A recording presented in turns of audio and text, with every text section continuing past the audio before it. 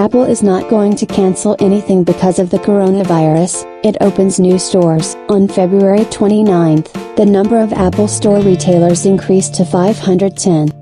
The new store was second in Toronto and 30th in Canada, in strict accordance with plans drawn up at the beginning of last year, long before the outbreak of coronavirus, with a large gathering of the public.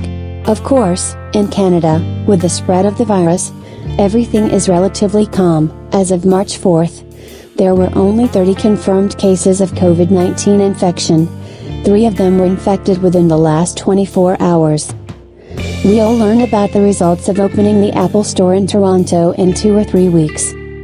The incubation period for this virus is long. This is not the only event in the Apple world that is contrary to common sense. Apple has 2 big plans for March, due to concerns for the life and health of its staff.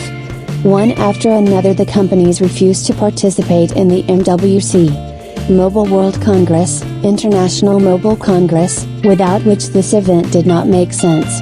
On February 12, Congress organizers announced it was cancelled and published a list of companies that didn't dare to come to Barcelona on February 24th. On February 14th, Apple announced the opening of 5 quarantined Apple retail stores in Beijing, with safety measures and reduced working hours. Now half of 42 Apple Store in China are already working. On Thursday and Friday last week, several public events scheduled for March were cancelled or rescheduled, announced by Google, Microsoft, and Facebook. Game Developers Conference, GDC, which was supposed to open in San Francisco on March 16th, has been postponed to a later date, most likely for the summer. Google has already cancelled the Google I/O conference, which was supposed to be held in Mountain View in mid-May. The virus invaded Italy and South Korea. It's time to cancel or reschedule in WWDC. Will Apple cancel the presentation on March 31st? In extreme cases, the event can take place at Apple Park.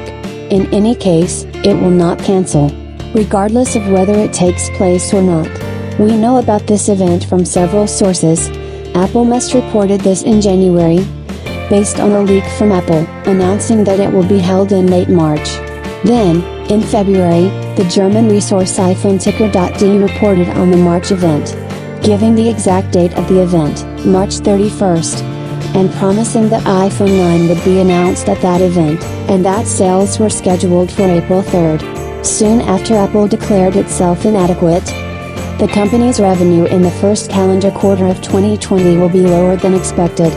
That Apple still plans to hold this event, and that in addition to the iPhone 9, the iPad will be presented on it Pro with a new camera, Bloomberg reported.